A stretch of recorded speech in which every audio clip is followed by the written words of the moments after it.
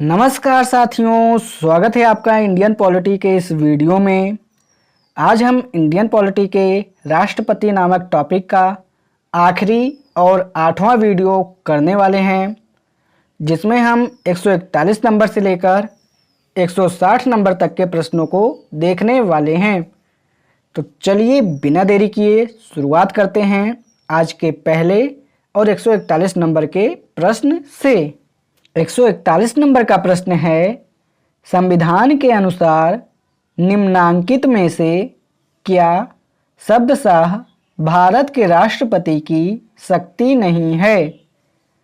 Option number ए, अध्यादेश का प्रख्यापन। Option number B, उच्चतम न्यायालय से परामर्श करना। ऑप्शन नंबर सी, संसद के सदनों को संदेश भेजना। और ऑप्शन नंबर डी है क्षमादान करना।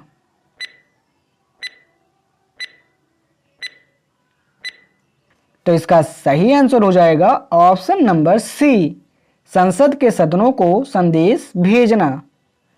चलिए आगे बढ़ते हैं 142 नंबर के प्रश्न पर। 142 नंबर का प्रश्न है, निम्नलिखित में से कौन हमारे देश के दोनों में से किसी भी सदन का सदस्य नहीं होता है? ऑप्शन नंबर ए, प्रधानमंत्री। ऑप्शन नंबर बी, वित्त मंत्री। ऑप्शन नंबर सी, राष्ट्रपति। और ऑप्शन नंबर डी है रेलवे मंत्री।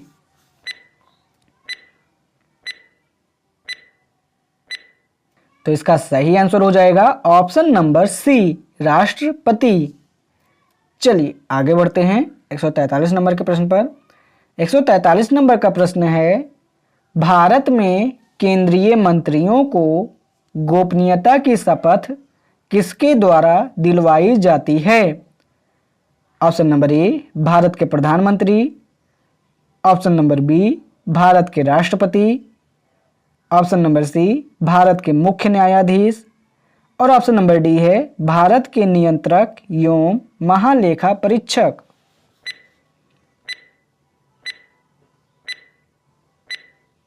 तो इसका सही आंसर हो जाएगा ऑप्शन नंबर बी, भारत के राष्ट्रपति। चलिए आगे बढ़ते हैं 144 नंबर पर। 144 नंबर का प्रश्न है, युद्ध की घोषणा या शांति का फैसला करने में कानूनी रूप से सक्षम है? ऑप्शन नंबर ए, राष्ट्रपति। ऑप्शन नंबर बी, संसद।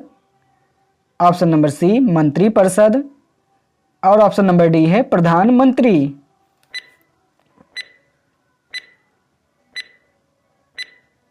तो इसका सही आंसर हो जाएगा ऑप्शन नंबर ए, राष्ट्रपति। चलिए आगे बढ़ते हैं 145 नंबर के प्रश्न पर। 145 नंबर का प्रश्न है, डॉक्टर राजेंद्र प्रसाद कितने वर्ष तक राष्ट्रपति रहे? Option number A, 6। Option number B, 8। Option number C, 12। और ऑप्शन नंबर डी है 5।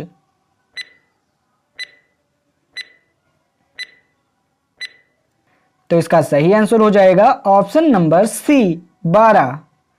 चलिए आगे बढ़ते हैं 146 नंबर के प्रश्न पर।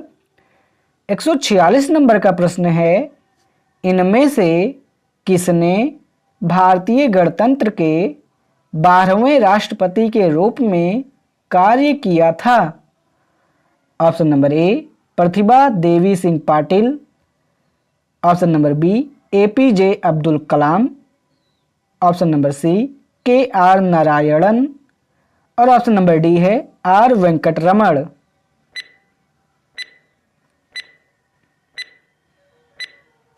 तो इसका सही आंसर हो जाएगा option number A, Pratibha Devi Singh Patil. चलिए आगे बढ़ते हैं 147 नंबर के प्रश्न पर। 147 नंबर का प्रश्न है, निम्नलिखित में से कौन भारत के राष्ट्रपति के चुनाव में भाग नहीं लेता? Option number A, Rajya Sabha. Option number B, Lok Sabha. Option number C, Vidhan Sabha. और ऑप्शन नंबर डी है विधान परिषद।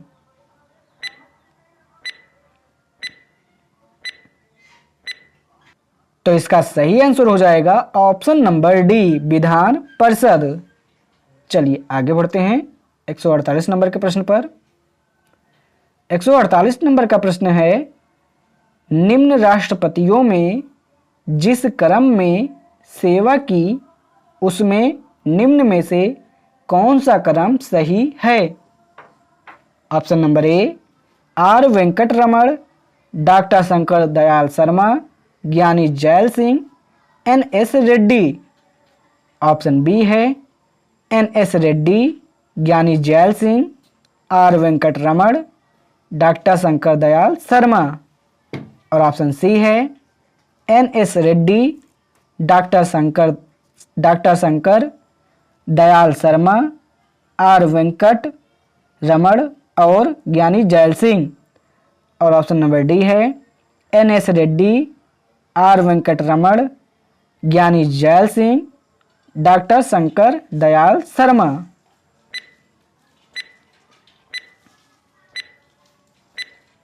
तो इसका सही आंसर हो जाएगा option number B, N S Reddy, Giani Zail Singh, R Venkataraman, doctor Shankar Dayal Sharma. चलिए आगे बढ़ते हैं 149 नंबर के प्रश्न पर। 149 नंबर का प्रश्न है, भारतीय संविधान के अनुसार कार्यपालिका का प्रमुख कौन है?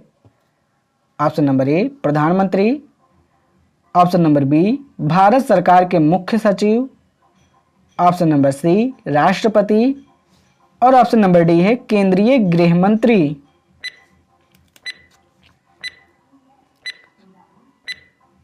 तो इसका सही आंसर हो जाएगा ऑप्शन नंबर सी राष्ट्रपति।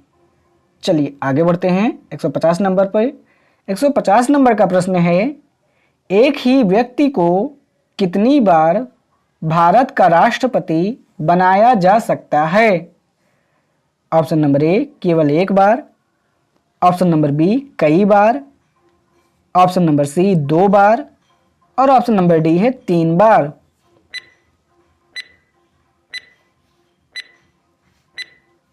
तो इसका सही आंसर हो जाएगा ऑप्शन नंबर बी कई बार। चलिए आगे बढ़ते हैं 151 नंबर के प्रश्न पर। 151 नंबर का प्रश्न है, जब राजीव गांधी ने प्रधानमंत्री पद की शपथ ली थी उस समय भारत के राष्ट्रपति कौन थे? Option number A R Venkataraman, option number B N Sanjeeva Reddy, option number C Shankar Dayal Sharma और ऑप्शन नंबर डी है ज्ञानी जैल सिंह।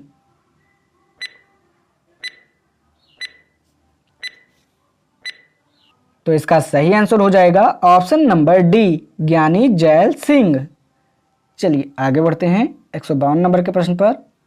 152 नंबर का प्रश्न है, भारत के निम्नलिखित राष्ट्रपतियों में से कौन केंद्रीय श्रम मंत्री भी रहे हैं? Option number A Zakir Hussain, option number B V Giri, option number C Ramnath Kovind और ऑप्शन नंबर डी है एन संजीव रेड्डी।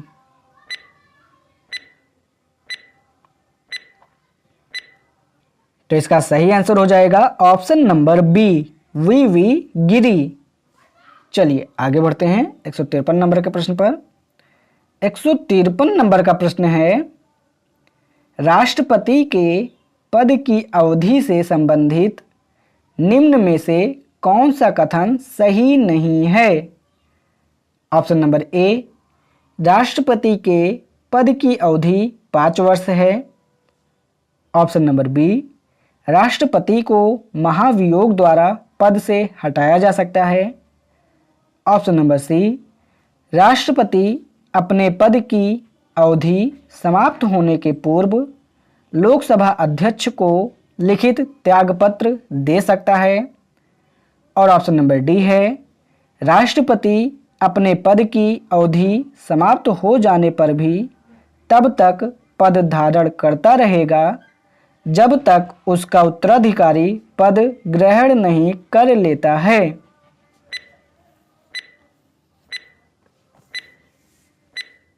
तो इसका सही आंसर हो जाएगा ऑप्शन नंबर सी राष्ट्रपति अपने पद की अवधि समाप्त होने के पूर्व लोकसभा अध्यक्ष को लिखित त्यागपत्र दे सकता है।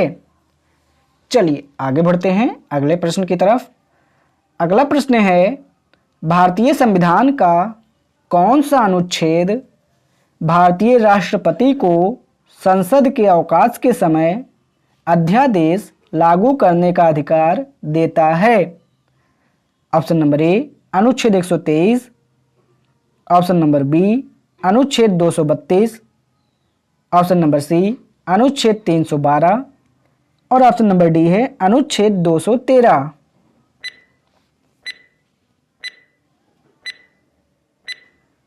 तो इसका सही आंसर हो जाएगा ऑप्शन नंबर ए अनुच्छेद 123। चलिए आगे बढ़ते हैं 155 नंबर पर। 155 नंबर का प्रश्न है, 2 अवधि के लिए भारत के राष्ट्रपति कौन थे? Option number A doctor S Radhakrishnan, option number B doctor Rajendra Prasad, option number C doctor Zakir Hussain और ऑप्शन नंबर डी है उपरोक्त में से कोई नहीं।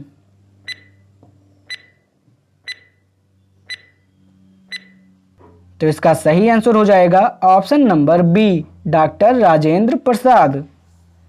चलिए आगे बढ़ते हैं 156 नंबर के प्रश्न पर। 156 नंबर का प्रश्न है, भारत के राष्ट्रपति निर्वाचित होने की न्यूनतम आयु सीमा क्या है? ऑप्शन नंबर ए 25 वर्ष, ऑप्शन नंबर बी 30 वर्ष, ऑप्शन नंबर सी 35 वर्ष और ऑप्शन नंबर डी है 40 वर्ष।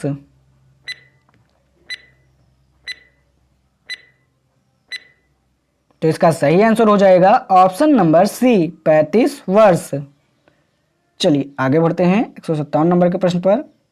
157 नंबर का प्रश्न है, एक ही समय में यदि राष्ट्रपति और उपराष्ट्रपति दोनों का पद रिक्त हो जाए तो राष्ट्रपति के कृत्यों का निर्वहन कौन करेगा? ऑप्शन नंबर ए भारत का महान्यायवादी, ऑप्शन नंबर बी भारत का मुख्य न्यायाधीश, ऑप्शन नंबर सी लोकसभा अध्यक्ष और ऑप्शन नंबर डी है राज्यसभा का वरिष्ठतम सदस्य।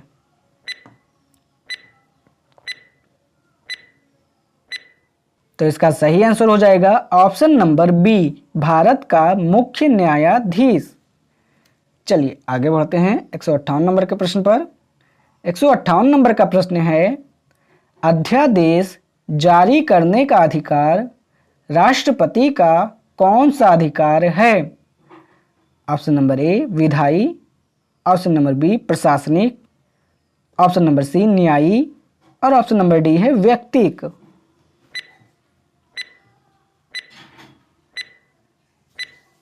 तो इसका सही आंसर हो जाएगा ऑप्शन नंबर ए विधायी। चलिए आगे बढ़ते हैं 159 नंबर के प्रश्न पर। 159 नंबर का प्रश्न है, निम्न में से किसकी नियुक्ति राष्ट्रपति द्वारा की जाती है? पहला है वित्त आयोग का अध्यक्ष, दूसरा है योजना आयोग का उपाध्यक्ष, तीसरा है संघ राज्य क्षेत्र का मुख्यमंत्री। नीचे बोला गया है कि नीचे दिए गए कोटों से सही उत्तर का चयन कीजिए। Option A 1, option B 1 2, option C 1 3 और ऑप्शन डी है 2 3।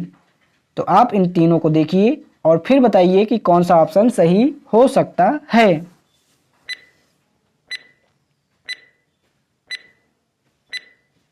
तो इसका सही आंसर चलिए मैं आपको बता देता हूं। इसका सही आंसर हो जाएगा ऑप्शन नंबर सी 1 3। चलिए आगे बढ़ते हैं आज के वीडियो के अंतिम प्रश्न पर। आज का अंतिम प्रश्न है, निम्नलिखित में से कौन सा राष्ट्रपति के निर्वाचन का भाग है परंतु उसके महाभियोग अधिकरण का भाग नहीं है? Option number A Lok Sabha, option number B Rajya Sabha, option number C राज्यों की विधानसभाएं और ऑप्शन नंबर डी है राज्यों की विधान परिषदें।